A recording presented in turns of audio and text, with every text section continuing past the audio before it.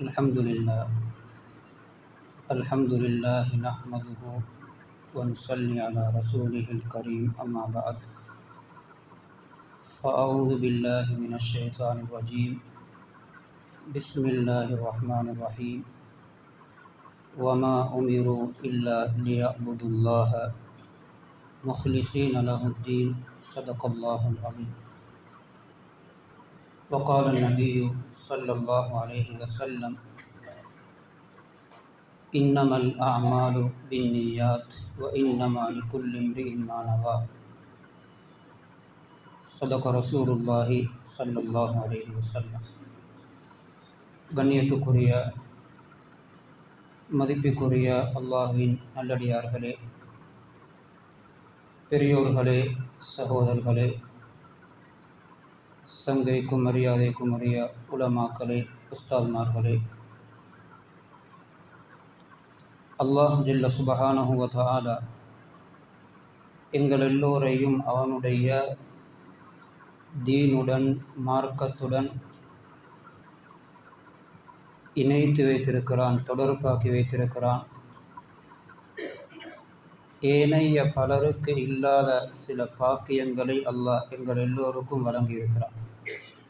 இந்த இடத்திலே அமர்ந்திருக்கக்கூடிய நாம் யார் என்றால், குர்ஆனையும் குர்ஆனுடைய அறிவுகளையும் வஹியுடைய இல்மை, வஹியுடைய வார்த்தைகளை சுமந்து கொண்டிருக்கக்கூடிய பூமியில் வாழக்கூடிய மனிதர்களில் சிறந்தவர்கள் என்று சொல்லப்படக்கூடிய அப்படியான பிள்ளைகளுடைய பெற்றோர்கள் தான் நாம் அமர்ந்திருக்கிறோம். உலகத்தினுடைய பல கோடி கோடி சொத்துகள் உள்ளவர்களை விட மிகப்பெரிய பெருமதியான சொத்துக்குரியவர்களாக நாம் இந்த இடத்திலே அமர்ந்திருக்கிறோம். பூமியில் வாழக்கூடியவர்களில் யார் மிகவும் சிறந்தவர்கள் என்று ஹதீஸிலே சொல்லப்பட்டிருக்கிறதோ அப்படியான பிள்ளைகளுக்குரிய தந்தைகளாக நாம் இந்த இடத்திலே பெற்றோர்களாக பாதுகாவலர்களாக நாம் இருக்கிறோம். இது எங்களுக்குரிய சிறப்பு. அல்லாஹ்வை நாம் புகழ வேண்டும். அல்லது இன்னும் ஒரு வாசகத்திலே சொல்லுவதாக இருந்தால், இன்ஷா அல்லாஹ் இன்னும் சில வருடங்களிலே நபிமார்களுடைய வாரிசுகளாக ஆகப் போகின்ற, நபிமார்களுடைய பிரதிநிதிகளாக ஆகப் போகின்ற அப்படியான உலமாக்கள், ஹுஃபாதுகளுடைய பெற்றோர்கள் நாம் அமர்ந்திருக்கிறோம். அல்லாஹ்வின் நல்லடியார்களே, பெரியோர்களே, சகோதரர்களே, எப்பொழுது மனிதனுக்கு நான் யார் என்பது விளங்குமோ அப்பொழுதுதான் அவர் அந்த அந்தஸ்தையும் நியமத்தையும் பாதுகாப்பதிலே கவனம் செலுத்துவார், அதற்குரிய வழிகளை தேடுவார். எனவே எங்களுக்குரிய இந்த பிள்ளைகள் உயர்ந்த இந்த நுபுவத்துடைய இல்மை அடைந்து உயர்ந்த அந்த அந்தஸ்தை அடைந்து கொள்வதற்கு அவர்களுக்கு என்ன பக்குவங்கள் தேவையோ, அவர்களுக்கு என்ன பேணுதல்கள் தேவையோ, அவர்களுக்கு என்ன வழிகாட்டல்கள் செய்யப்படுகிறதோ, அதே போன்று அப்படியான சிறந்தவர்களுக்குரிய பெற்றோர்களாக நாம் ஆகப் போகிறோம் என்ற வகையிலே எங்களுக்கும் அதே பக்குவங்களும் அதே பேணுதல்களும் அதற்குரிய வழிகாட்டல்களும் கட்டாயம் தேவை. அதை நாம் அடைந்தே ஆக வேண்டும். அதனால்தான் இப்படியான கூட்டங்கள் வைக்கப்படுவதன் மூலம் அடிக்கடி நாம் அழைக்கப்படுவதனுடைய பிரதானமான நோக்கமே அதுதான். நாம் யார் என்பதை மறந்துவிடக்கூடாது. எங்களுக்குரிய இந்த உயர்ந்த அந்தஸ்தை அடைவதற்கு எவைகளெல்லாம் முட்டுக்கட்டுகளாக ஆகுமோ அவைகளிலிருந்து தவிர்ந்து கொள்ள வேண்டும். எவைகளை எங்களுக்குள்ளே நாம் ஏற்படுத்தி கொள்ள வேண்டுமோ அவைகளை நாம் ஒவ்வொரு நாளும் எங்களில் உருவாக்கி கொண்டே இருக்க வேண்டும். எங்களுடைய பிள்ளைகள் ஒவ்வொரு வகுப்பாக முன்னேறும் பொழுது, எங்களுடைய பிள்ளைகள் ஒவ்வொரு வகுப்பாக மதரசாவிலே முன்னேறும் பொழுது எங்களுடைய தீனுடைய மாற்றங்களும் அதிகமாகி கொண்டு போகவே. மகன் முதலாவது வகுப்பிலே இருக்கும் பொழுது எப்படி இருந்தாரோ அதே போன்றுதான் தந்தையும் அல்ல. அவர் இரண்டாவது வகுப்புக்கு போகும் பொழுது தந்தையிலும் தீனிலே முன்னேற்றம் உண்டாக வேண்டும். அவர் மூன்றாவது வகுப்புக்கு போகும் பொழுது அவருடைய தந்தையிலும் அவருடைய தீனிலே முன்னேற்றம் உண்டாக வேண்டும். இப்படி மகன் உயர்ந்த இடத்துக்கு போக போக பெற்றோர்களும் தீனிலே உயர்ந்து கொண்டு போக வேண்டும், தக்குவாவிலே கூடிக்கொண்டு போக வேண்டும். அவர்களுடைய வாழ்க்கையிலே உள்ள பாவங்கள் அப்படியே குறைந்து குறைந்து இல்லாமலாக வேண்டும், அவர்கள் அல்லாஹ்வுக்குரிய நெருக்கத்தை அடைவர்களாக வேண்டும். அவர் ஆலிம் என்ற பட்டத்தை பெறும் பொழுதே அந்த ஆலிமுக்குரிய தகுதியான தந்தை என்ற இடத்தை நாம் அடைய வேண்டும். அதற்குத்தான் இந்த கூட்டங்கள். இதனால் தான் ஒரே தலைப்பை திரும்ப திரும்ப திரும்ப ஞாபகப்படுத்தப்பட்டு கொண்டே இருக்கிறது. ஃபஇன்ன ஸிக்ரா தன்ஃபஉல் முஃமினீன். ஒரே விடயத்தை திரும்ப திரும்ப கூறப்பட்டு கொண்டிருப்பது முஃமின்களுக்கு நிச்சயமாக பிரயோசனம் தரும். அதனுடைய முக்கியத்துவத்தோடு அதனை அடைந்து கொள்ளும்போது. ஏனென்றால் சில நேரங்களில் இது போன்ற பெற்றோர் கூட்டங்களுக்கு வந்துவிட்டு சில நேரங்களில் போய் கேட்டால் வீட்டிலோ அல்லது வெளியிலோ பெற்றோர் கூட்டத்தில் என்ன நடந்தது, சிலர் சாதாரணமாக சொல்கிற வளமையை போல 3 பயான், வளமையை போல 4 தலைப்பு, வேறு பெருசாக ஒன்றும் இல்லை. இது நாம் இதை முக்கியத்துவப்படுத்தாது. இந்த வார்த்தைகள் சோதனையாக மாறலாம். இது சில ஹைறுகளை இழக்க வேண்டி வரலாம். எப்பொழுது கண்ணியமும் சங்கையும் மதிப்பும் இல்லாமலாகுமோ அங்குதான் தீனுடைய நியமத் பறிக்கப்படுகிறது. மா சகத மன் சகத இல்லா பி தருக்கில் ஹுருமா, மா வசல மன் வசல இல்லா பில் ஹுருமா. யாரெல்லாம் உயர்ந்த இடங்களை அடைந்தார்களோ அவர்களெல்லாம் சங்கை மரியாதையை மகத்துவத்தை கொடுத்தான் அடைந்தார்கள். யாரெல்லாம் உயர்ந்த இடங்களில் இருந்து கீழே விழுந்தார்களோ, யாரெல்லாம் தீனுடைய நியமத்துகளை இழந்தார்களோ அவர்கள் அதற்குரிய மரியாதையை கொடுக்காததினால் தான் இழந்தார். உலமாக்கள் எழுதுகிறார்.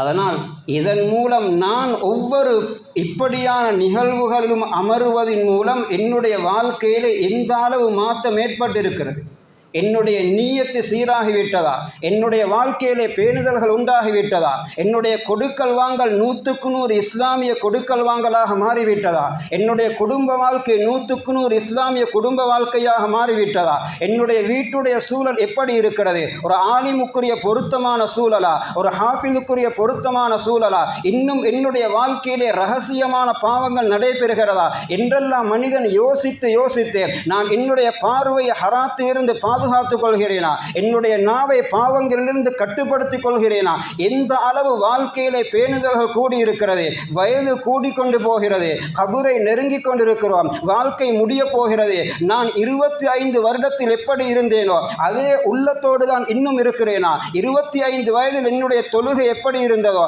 அதே தொழுகை தான் இப்பொழுதுமா, 10 வருடத்துக்கு முன்னால் என்ன மன உணர்வோடு நான் தொழுதேனோ அதே மனநிலைய என்னுடைய தொழுகையிலே அல்லது தொழுகையுடைய ஹுஷூவிலே மாற்றம் ஏற்பட்டிருக்கிறதா, தொழுகையின் சிந்தனையிலே மாற்றம் ஏற்பட்டிருக்கிறதா, தனிப்பேட்டிலே அமர்ந்து அல்லாஹ்வை நினைப்பதில் எனக்கு இன்பம் கூடி இருக்கிறதா, குர்ஆன் திலாவத் என்னுடைய எப்படி இருக்கிறது, 15 வருடத்துக்கு முன்னால் இருந்த அதே நிலைதான் இப்பொழுதும் என்றால் நான் தீனில் எந்த முன்னேற்றமும் இல்லாமல் இருக்கிறேன். என்னுடைய மகன் ஓதி அந்த கூட்டங்களிலே கலந்து நல்ல விடயங்களை கேட்டும் கூட நான் இன்னும் மாறவில்லையே என்ற கவலை அவரிலே வரவேன். ஏதாவது ஒரு கூட்டம் அவருடைய வாழ்க்கையிலே மிகப்பெரிய பேணுதல் உள்ளவராக மாற்றிவிடவேன். இது முக்கியத்துவம் கொடுப்பதன் மூலம் கிடைக்கும். அந்த அடிப்படையிலே மகன் முன்னேற நாமும் தீனிலே முன்னேற வேண்டும். இமாம் அபு தாவூத் ரஹ்மத்துல்லாஹி அலைஹி அவர்கள் 5 லட்சம் ஹதீஸுகளை எடுத்தார்கள் ஆய்வுக்காகவே. 5000 அல்ல, 5 லட்சம் ஹதீஸுகள். அந்த 5 லட்சம் ஹதீஸுகளிலிருந்து தீனுடைய சாரம்சத்தை இதற்குள் இருந்து நான் சுருக்கமாக எடுக்க வேண்டும் என்று ஆய்வு செய்து 5 லட்சம் ஹதீஸிலிருந்து 4 ஹதீஸை பிறகு எடுத்துவிட்டு சொன்னார்கள், இந்த 4 ஹதீஸிலும் தான் தீனுடைய சுருக்கமே இருக்கு. இந்த 4 ஹதீஸிலும் சொல்லப்பட்ட விடயங்களை ஒரு மனிதன் தன்னுடைய வாழ்க்கையாக ஆக்கி கொண்டால் அவர் தீனுடையவராக வாழ்ந்து உயர்ந்த வெற்றியை பெறலாம். ஏனே அனைத்து மதற்குரிய கிளைகளும் விரிவுகளுமாகத்தான் இருக்கு. ஏன் இதை சொன்னேன் என்றால் எனக்கு தரப்பட்ட தலைப்புகள் இந்த 4 ஹதீஸுக்குள்ளும் அடங்கி இருக்கு. அதனால் அந்த 4 ஹதீஸுகளிலும் உள்ளதை சுருக்கமாக சொல்லி நான் முடித்துக் கொள்கிறேன். அந்த ஹதீஸுகளிலே சொல்லப்பட்டதை அமல் செய்வோம். அந்த 4 ஹதீஸுகளில் 5 லட்சத்திலிருந்து தெரிவு செய்து தரப்பட்ட அந்த 4 ஹதீஸில் முதலாவது சொன்னார்கள், இன்னமல் அமாலு பின்னியாத். ஒரு மனிதனுடைய நீயத்து அழகு பெறுவதன் மூலம்தான் அவர் ஏற்றுக்கொள்ளப்பட்ட ஒரு மனிதராக மாறுகிறார். ஒவ்வொரு மனிதனுக்கும் கிடைப்பது அவருடைய நீயத்துக்கு தான் கூலி கிடைக்கும். நீயத்து எதுவோ அதுதான் அவருடைய ரிசல்ட்ஸ். எனவே நாம் ஒவ்வொருவரும் முதலாவது எப்பொழுதுமே எங்களை கவனிக்க வேண்டிய விடயம் உள்ளத்திலே என்னுடைய நீயத்து என்ன, இந்த மகனை ஓத வைப்பதின் மூலம், மதரசாவிலே சேர்த்ததின் மூலம் எதை நான் எதிர்பார்க்கிறேன்?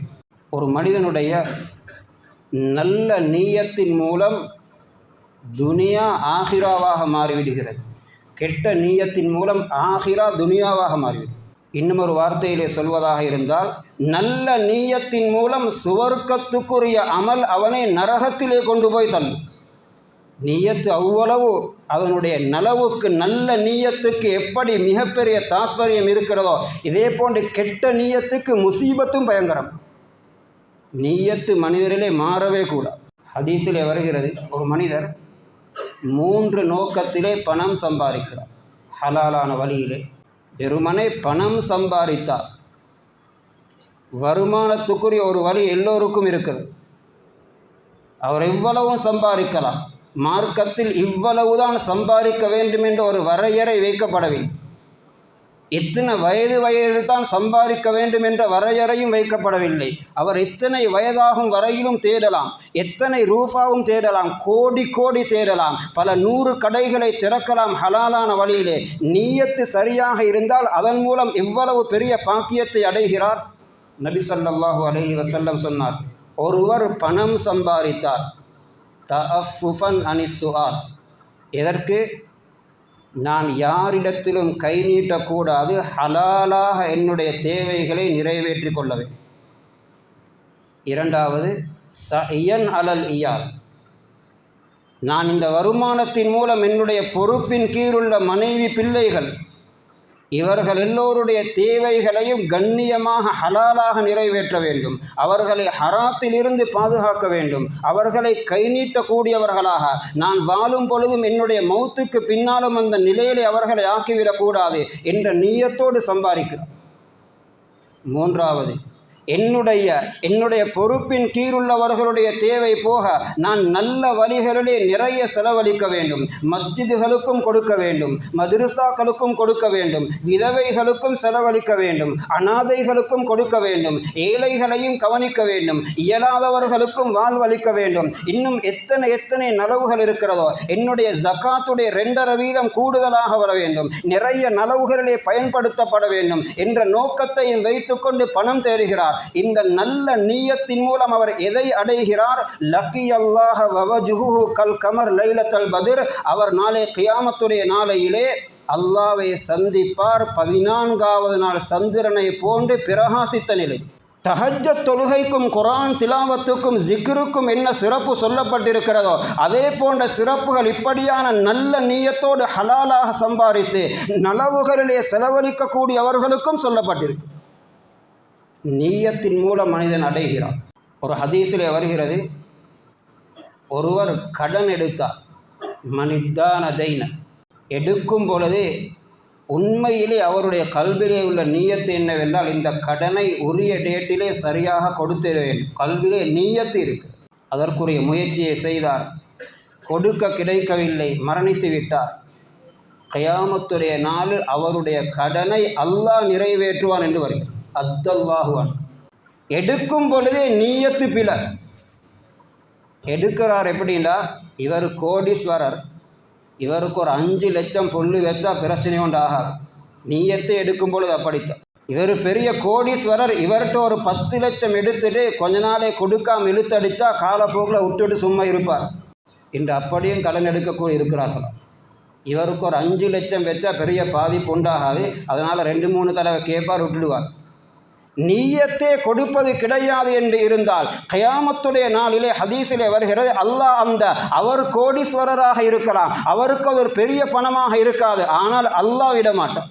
அவனுடைய தொழுகை, நோன்பு, ஜகாத்து, ஏனைய அமல்களிலிருந்து எடுத்து கொடுத்து அந்த கடனை நிறைவேற்றி சிலவேளை அமல் இல்லாமல் நரகத்துக்கும் போக வேண்டி வரும், நீயத்து பிழையாகினார்.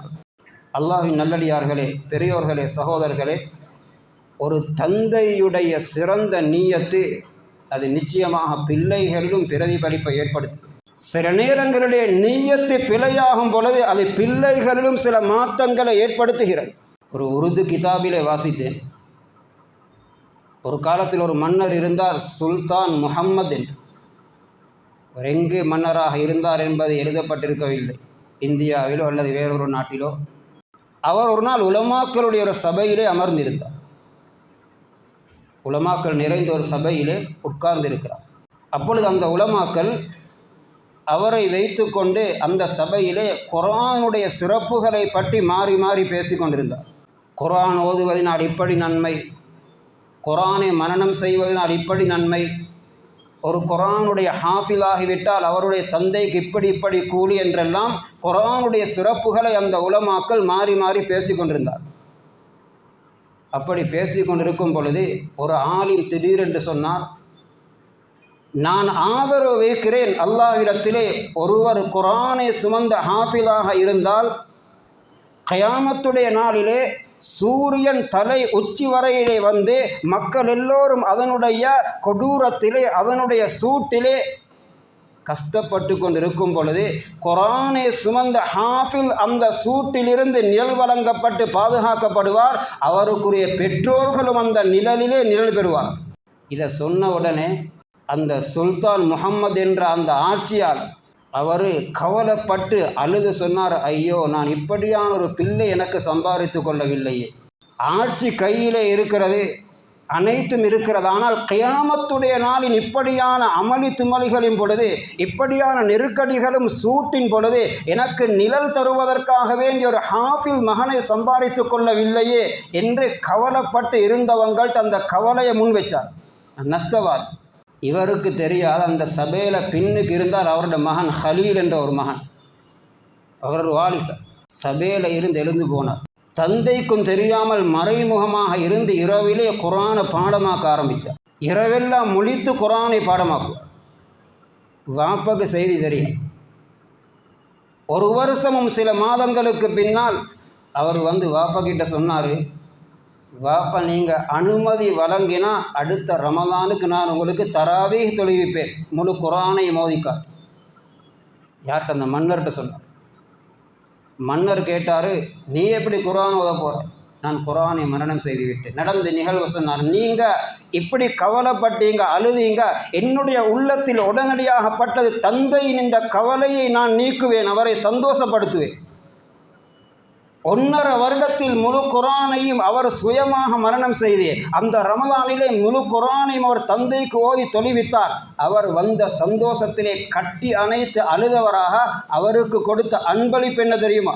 என்ற மருமக்கு நீ பெரிய ஒரு உதவி செஞ்சிட்டாய், அதனால் என்ன கொடுத்தார்?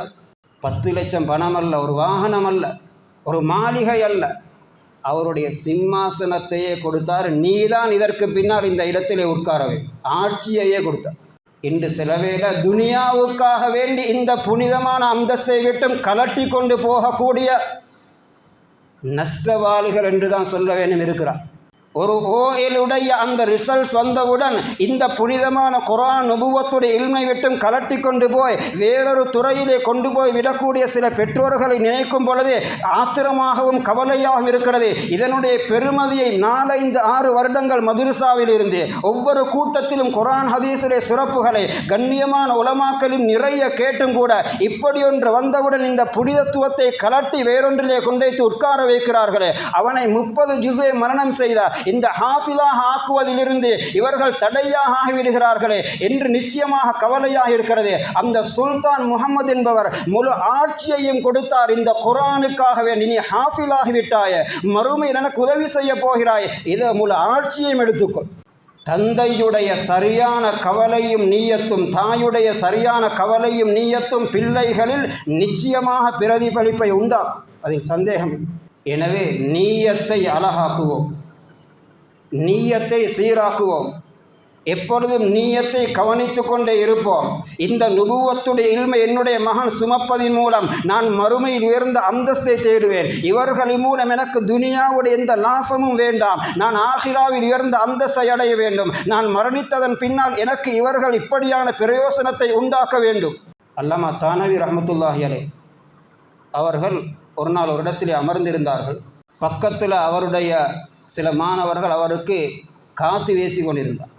அந்த இடத்தில் இருந்த ஒருத்தர் கேட்டார், ஹசரத், நல்லோர்கள் தீனுடைய பாக்கியம் பெற்றவர்களோடு நாம் சேர்ந்திருக்கும் பொழுது அவர்களுடைய பிரயோசனம் எங்களுக்கும் துனியாவிலும் ஆகிராவிலும் கிடைக்குமா? அவர் தானவி ரஹ்மத்துல்லாஹி அலைஹி அவர்கள் உடனே கேட்டாங்க, இப்போ எனக்கு இவர் காற்று வீசி கொண்டிருக்கிறார், உங்களுக்கும் படுவதா இல்லை? காற்று வீசுறது இவர் எனக்கு தான், ஆனால் எனக்கு வீசக்கூடிய இந்த காற்று என்னையோட பக்கத்தில் உள்ள உங்களுக்கும் வீசுகிறதா இல்லையா? நல்லோர்கள் சாலிஹூங்கள் தீனுடைய பாக்கியம் பெற்றவர்களோடு சேர்ந்து இருக்கும் பொழுதே, அப்படியானவர்களோடு நெருங்கி இருக்கும் பொழுதே, அப்படியானவர்களோடு தொடர்பு இருக்கும் பொழுதே நிச்சயமாக அந்த லாபம் உங்களுக்கும் கிடைக்கும். அப்படிப்பட்ட பாக்கியம் உள்ளவர் என்னுடைய பிள்ளையாகவே இருந்தார். எவ்வளவு பாக்கியம் சார்! இமாம் அபூ தாவூத் ரஹிமஹுல்லா இரண்டாவது சொன்ன ஹதீஸ், மின் ஹுஸ்னி இஸ்லாமில் மர்இ தருகுஹு மா லா யஅனி. 5 லட்சம் ஹதீஸிலிருந்து இரண்டாவது.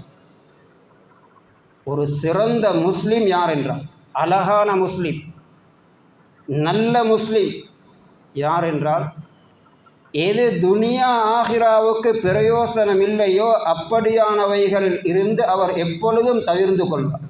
துனியா ஆகிராவுக்கு பிரயோசனம் இல்லாத எந்த ஒரு காரியத்திலும் அவர் ஈடுபட மாட்டார்.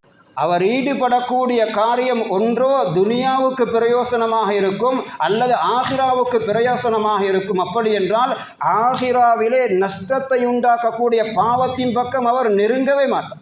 வல்லதீனஹும் அனில் லஹ்வி முரிதூன். உண்மையான முஃமின்களை பற்றி குர்ஆன் சொல்லுகிறது, பிரயோசனமற்ற தேவையற்ற பாவமான காரியங்களில் இருந்து எப்பொழுதும் அவர்கள் தன்னை புறக்கணித்து அதிலிருந்து தவிர்ந்து கொண்டவர்களாக வாழ்வார்கள். அதை போய் நாடி போக மாட்டார்கள். வரும்பொழுது அதனை புறக்கணித்து தூக்கி வீசுவார். இந்த பொருத்தமற்ற பேச்சு எனக்கு வேண்டாம், இந்த புறம் எனக்கு வேண்டாம், இந்த குறை பேசக்கூடிய இந்த சபை எனக்கு வேண்டாம், இந்த அர்த்தமில்லாத விடயங்களை பேசி நேரத்தை வீணாக்கக்கூடிய இந்த மஜ்லிஸ் எனக்கு வேண்டாம் என்று புறக்கணித்து விட்டு போவார். வஇதா மர்ரூ பில் லஹ்வி மர்ரூ கிராமா. அந்த நல்லோர்களை பற்றி குர்ஆன் பேசும் பொழுது தேவையற்ற பிரயோசனமற்றவைகளை பேசிக்கொண்டிருக்கக்கூடிய சபையை கண்டால் அவர்கள் கண்ணியமாக அந்த இடத்தை விட்டு ஒதுங்கி செல்வார். ஹதீஸிலே சொல்லப்பட்டிருக்கிறது, ஒரு சிறந்த முஸ்லிம் தேவையற்ற விடயங்களில் இருந்து தவிர்ந்து கொள்வார். இன்று எந்த அளவுக்கு என்றால், சில நேரங்களில் வயது வந்தவர்கள் கூட இந்த ஃபோனில் கேம் விளையாடுறதுக்கு அடிமையாகிறார். அவரை பார்த்தா 3 பிள்ளைட வாப்பா, பெரிய வயசில் உள்ளவர், ஆனால் அவர் ஃபோனில் கேம் விளையாடி கொண்டு, ஃபோனில் அவர் கார் ஓட்டி கொண்டிருக்கிறார். அல்ல அதுக்கு மேலே உள்ள சில கேம்கள், சிலவங்க பணத்துக்கும் விளையாடுறார். சூது. கிட்டத்தில் ஒரு கணவன் மனைவி பிரச்சனை வந்து, மனைவி ஒரு பொடியில் இருக்கிறாள், இவர் எனக்கு வேணும். இவரில் உள்ள என்ன பிரச்சனை, வீட்டுக்கு வந்தால் எப்போ ஃபோனோடு இப்போ அவர்கிட்ட கேட்டால் நான் வேற ஒன்றும் செய்கிறேன்ல, சும்மா கேம் தான் விளையாடி முடியும். ஒரு கேம்ட பேரை சொன்னார். எனக்கு அது பழகி அதை விட்டுக்கொள்றதுக்கே. அந்த மனைவி என்னையை பற்றி இவருக்கு எந்த ஃபிக்ரும் இல்லை. இதில் தான் இவர்கிட்ட முழு காலமும் சொல்லிவிட்டு அவள் சொல்லுகிறாள், இவர்கிட்ட வேணுமெண்டா கேளுங்கோ, நான் இவருக்கு என்ன கலர் விருப்பம் என்று சொல்லுவேன், என்ன சாப்பாடு விருப்பம் என்று சொல்லுவேன், என்ன உடுப்பு விருப்பம் என்று சொல்லுவேன். ஆனால் என்னை பற்றி இவரிடத்திலே கேளுங்க, எனக்கு என்ன விருப்பம் என்றே தெரியாது, எனக்கு என்ன கலர் என்றே தெரியாது. அப்படிப்பட்ட என்னை பற்றி சிந்தனை இல்லாமல் இவருடைய முழு நேரமும் இதில் தான் கழுகிறது. இது ஒரு பயங்கரமான வீண் வேலை. ஷைத்தான் விளையாடி கொண்டிருக்கிறான். இதற்கு பெயர் அரபியிலே லகுவு, பிரயோசனமற்ற பாவத்தை தூண்டக்கூடிய அர்த்தமில்லாத செயல்களிலே ஈடுபடுகிறான். இதன் மூலம் மனிதன் எத்தனையோ நலவுகளை இழக்கிறான் பாவங்களினால். அல்லாமா இப்னுல் கய்யிம் ரஹிமஹுல்லாஹ் எழுதுகிறார், பாவம் என்பது ஹைறுகளுடைய வாயலை மூடிவிடக்கூடிய பயங்கரமான மூடி. அப்படியே மூடிடும். சில நேரங்களிலே மனிதன் பாவங்களின் காரணமாக தீனுடைய உயர்ந்த அந்தஸ்திலிருந்து அந்த அந்தஸ்தை இழந்து விடுகிறான். சில நேரங்களிலே அவனுக்கு வர இருக்கக்கூடிய எத்தனையோ ஹைறுகளை தடுக்கப்படுகிறான். அந்த மூடி அப்படியே மூடிவிடுகிறது. சில நேரங்களிலே அவருக்குரிய சிறந்த ஹலாலாக வர இருந்த வருமானத்தை இழந்து விடுகிறான், ஹலாலான தொழிலை இழந்து விடுகிறான், ஹலாலான மனைவியை இழந்து விடுகிறான், சிறந்ததாக வர வேண்டிய பிள்ளைகளுடைய அந்த பாக்கியங்களை இழந்து விடுகிறான். சில நேரங்களில் பாவங்களின் காரணமாக எத்தனையோ ஹைறுகள் இழந்து விடுகிறான். ஆனால் தௌபா இஸ்திக்ஃபாரின் மூலம் அடையலாம். அது இல்லா போன பாவம் என்பதை உணர்ந்து தௌபா செய்தால் இழந்ததை அடையலாம், இல்லாவிட்டால் இழந்து கொண்டே போகும். அல்லாமா முஹம்மது மர்வசி ரஹிமஹுல்லாஹ் சொல்லுவதை போல் ஷைத்தானாக ஆகுவதற்குரிய காரணமே அவனிடத்திலிருந்த 5 பண்பு பாவத்துடைய விட. முதலாவது பாவத்தை ஏற்றுக்கொள்ளல். சிலவங்க எதை சொன்னாலும் அவரை சரியாகத்தான் போகிறோம், இல்லை நாங்கள் சரி. முதலாவது அவன் பாவத்தை ஏற்றுக்கொள்ள வேண்டும். 2வது பாவம் செய்து விட்டேனே என்று அவன் கை சேதப்படவும் இல்லை. ஏற்றுக்கொண்டால் தானே கவலை வரும், கை சேதம் வரும், செய்துவிட்டேனே இது பாவமே செய்திருக்கக்கூடாது. மூணாவது, பாவம் செய்துவிட்டேனே என்று அவன் பழித்து கொள்ளவும் இல்லை. தவறு செய்தவன் அவனை பழித்து கொள்ளவும். லா உக்ஸிமு பின் நஃப்ஸில் லவ்வாமா என்ற வசனத்து குலமாக்கள் இந்த விளக்கத்தையும் சொல்லுகிறார். தவறு செய்துவிட்டால் அவர்களையே பழித்து கொண்டே இருப்பார்கள். நீ இப்படி தவறு செய்கிறாயே, இப்படி பாவம் செய்கிறாயே, இத்தனை விடயங்களை கேட்டும் திருந்தாமல் இருக்கிறாயே. அதனால் அவன் தௌபா இஸ்திக்ஃபார் செய்யவும் இல்லை. ஐந்தாவது, அல்லாஹ்வுடைய அருளில் இருந்து நிராசையாகி, அதே நேரத்தில் இதற்கு நேர் மாற்றமாக 5 விடயங்களை ஆதம் அலைஹிஸ்ஸலாம் எடுத்துக்கொண்டார்கள். பாவத்தை ஏற்றுக்கொண்டார்கள், பாவத்தின் மீது கை செய்தப்பட்டார்கள், தன்னை பாவம் செய்துவிட்டேனே என்று, அதாவது அந்த தவறை செய்துவிட்டேனே என்று பழித்து கொண்டு இருந்தார்கள். தௌபா இஸ்திக்ஃபார் கோடிக்கணக்கு செய்தார்கள். கடைசி வரை அல்லாஹ்வுடைய அருளில் இருந்து நிராசையாகவில்லை. எனவே ஒவ்வொரு மனிதனும் என்னிலே என்ன பாவம் இருக்கிறது என்பதை தேட வேண்டும். இன்று மலிந்து போயிருக்கக்கூடிய சில பேரை தவிர்த்து கொள்ள முடியாத ஒரு பயங்கரமான பாவம்தான் இந்த ஹராமான பார்வை. மனிதன் தன்னை அறியாமல் அந்த பாவத்தின் மூலம் கொஞ்சம் கொஞ்சமாக அல்லாஹ்வை விட்டும் தூரமாகி கொண்டிருக்கிறார். இபாதத்துடைய இன்பங்களை இழந்து கொண்டிருக்கிறார். தனிமையிலே அல்லாஹ்வை சந்தோஷப்படுத்தக்கூடிய அப்படியான பாக்கியங்களை இழக்கிறார். தஹஜ்ஜத் போன்ற இபாதத்துகளை இழந்து விடுகிறார். மனிதன் முயற்சி செய்து கொண்டே இருக்கவே, இது முடியாது என்று மனிதன் சாதாரணமாக இருந்து விடக்கூடாது. சில பாவங்களை அப்படி சுதந்திரமாக விட்டுவிடும் பொழுது நஃப்ஸு அதுக்கு பழகிவிட்டால் ஒரு காலம் வரும், உலமாக்கள் எழுதுகிறார்கள், குறிப்பிட்ட காலத்துக்குள் பார்வையை தாழ்த்தக்கூடிய அந்த பயிற்சி எடுக்கவில்லை என்றால் ஒரு வயசை தாண்டியதன் பின்னால் அவர் வயோதிபராகினாலும் முடியாமலாகும், சிரமமாகிவிடும். அவர் நஃப்ஸு அதற்கு பழகிவிடும். பாவங்கள் பயங்கரமாக அவசியம் இல்லாதவைகள் இருந்து தவிர்த்து கொள்ள வேண்டும். பாவங்களின் பக்கம் நெருங்கவே கூடாது. மனிதன் என்ற அடிப்படையில் நடந்து விட்டதா தௌபா இஸ்திக்ஃபார் செய்து இழந்த ஹைரை அடைந்து கொள்ள வேண்டும். மூன்றாவது சொன்னார்கள், லா யகூனுல் முஃமினு முஃமினன் ஹத்தா யர்லா லி அஹீஹி மா யர்லாஹு லி நஃப்ஸிஹி. ஒரு முஃமின் உண்மையான முஃமினாக முடியாது தனக்கு எதை விரும்புகிறாரோ அதை பிறருக்கும் விரும்பும் வரை. சுயநலவாதியாக ஒரு மனிதன் வாழக்கூடாது. எப்பொழுதும் எனக்கு விரும்பக்கூடிய நலவுகளை பிறருக்கும் விரும்பவே, இது அல்லாஹ்வுக்கு விருப்பமான. அதை துஆவிலும் மனிதன் பிறருக்கும் கேட்க வேண்டும், தனக்கு கேட்பது. வெறுமனே ஒரு மனிதன் அல்லாஹும் மக்ஃபிர்லி, யா அல்லாஹ் என்னை மன்னித்து விடு என்றார். இன்னும் ஒருவர் யா அல்லாஹ் என்னை மன்னித்து விடு, அவருக்கு விரும்பிய மன்னிப்பை ஏனையவர்களுக்கும் விரும்பி முஃமினான ஆண்கள் பெண்கள் எல்லோரையும் மன்னித்து விடு என்றான். அல்லாஹ்வுக்கு வரக்கூடிய சந்தோஷத்தில் அவன் என்ன செய்கிறான்? ஹதீஸில் வருகிறது, ஒருவர் அல்லாஹும் மக்ஃபிர்லி வலில் முஃமினீன வல் முஃமினாத் என்று ஓதினால் முழு உலகத்திலும் எத்தனை முஃமினான ஆண்கள் பெண்கள் இருக்கிறார்களோ அந்த அளவு மன்னிப்பை அல்லாஹ் இவருக்கு வழங்குகிறான். அவருக்கு விரும்பியதை பிறருக்கும் விரும்பினான்.